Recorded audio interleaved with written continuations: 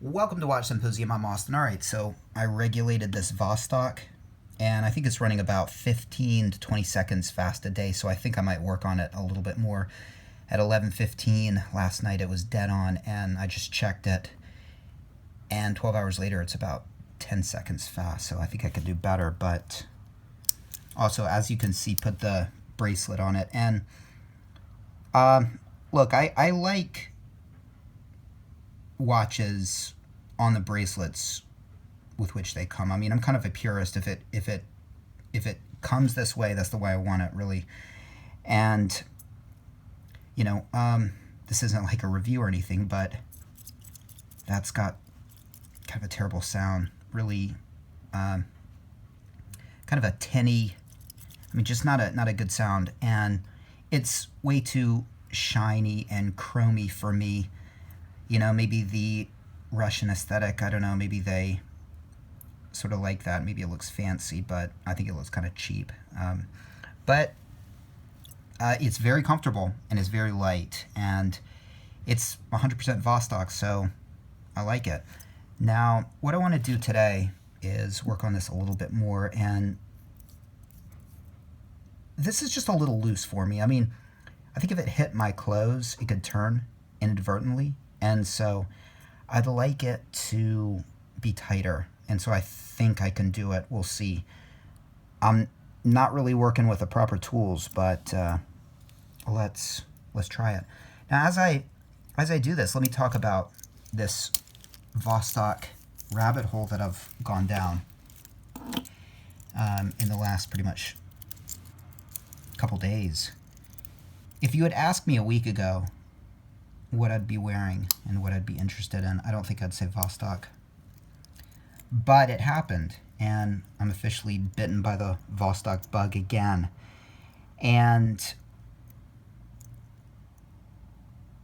what can I say? I mean, it's just a really interesting watch. I've been looking at some Vostok videos. In fact, link in the description. There's a really good video, and I had seen this video probably 2 years ago, and I loved it. And I've got the proof, or at least evidence. In my last video, I was talking about the seals on a Rolex, and I used the term brute strength to keep the water out. And that term is in that video, and I think I internalized it, and 2 years later, it came out in that last video.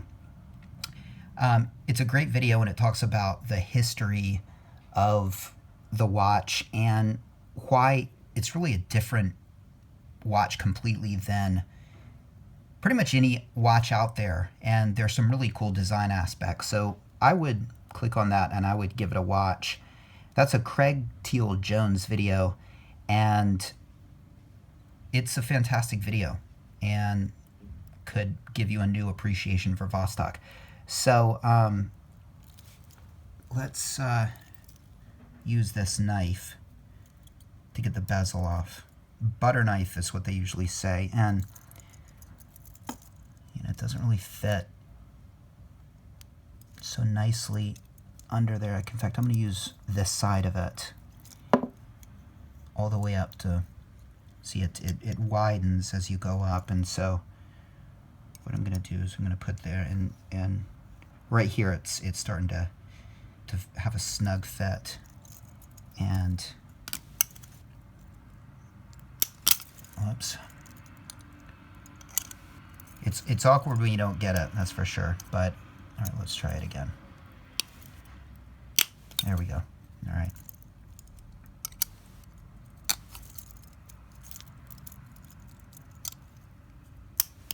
Do it on this side. Yeah, I wouldn't do this on my sub for sure. I mean, people do. They change their bezel inserts and whatnot. Man, I wouldn't do it. But this is painful enough for me.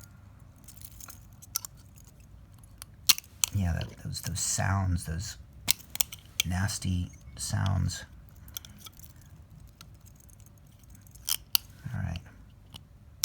There we go. There we go. Come on. All right. We'll just put this now. One thing, while I'm at it, talking about this bracelet, And it's not a plus, but look at this. It it won't lie flat. Okay, the bracelet will not lie flat. And that's not a plus, in my opinion. You always have to lay it on its side. And, you know, not a big deal, but I feel like it would damage it greatly. And of course, it would damage it greatly if I were just to squeeze. Hey, you can see myself in the crown. Hey, guys, how's it going? So, yeah, not the best bracelets, but hey, they're functional, they're comfortable, they're light, and I guess one good thing about a bracelet like this is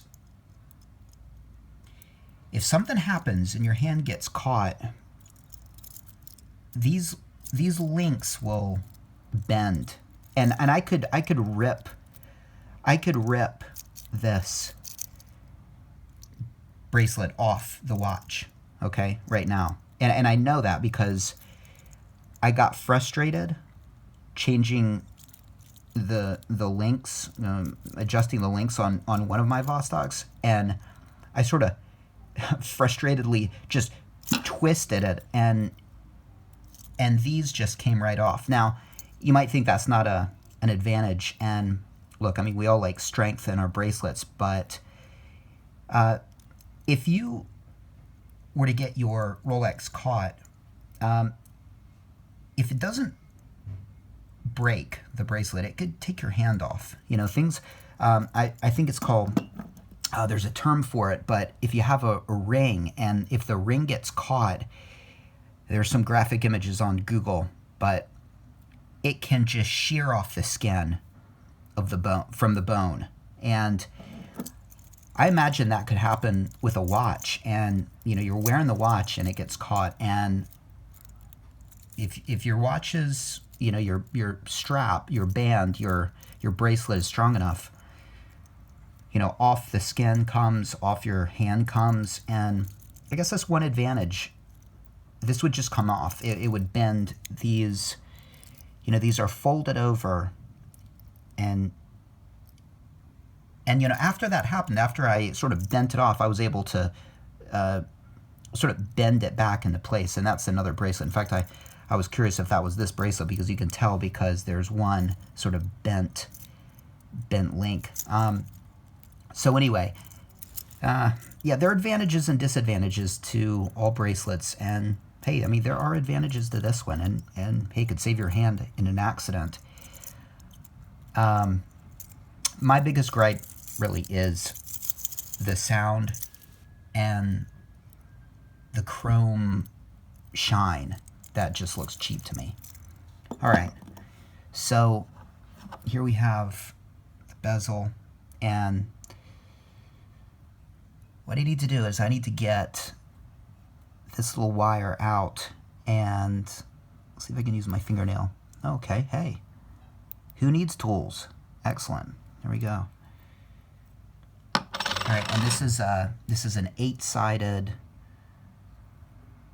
piece of wire, and apparently what I need to do is I need to just straighten some of these corners.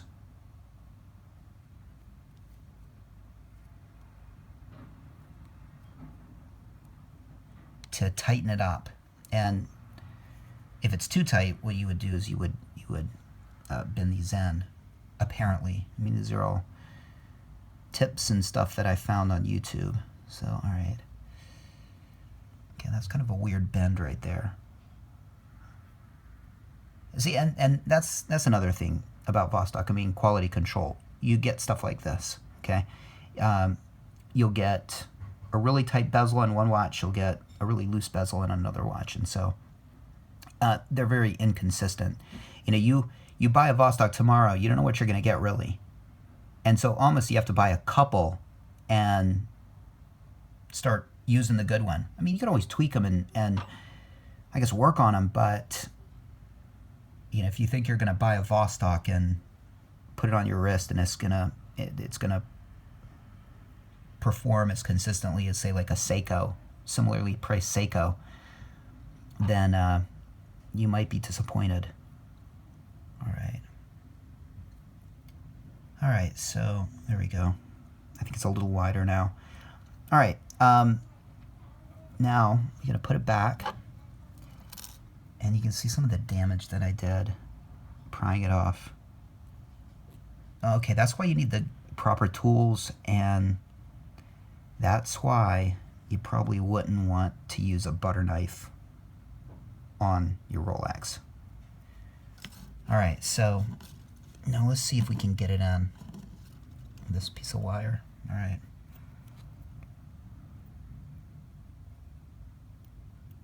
Now you can buy replacement wires for about 50 cents, 50 US cents.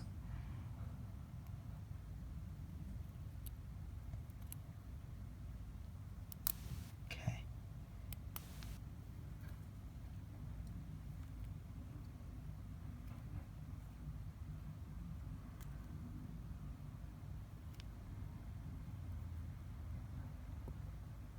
All right, so that was sort of the weird side right there.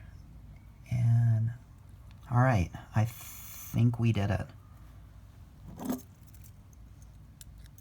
Now,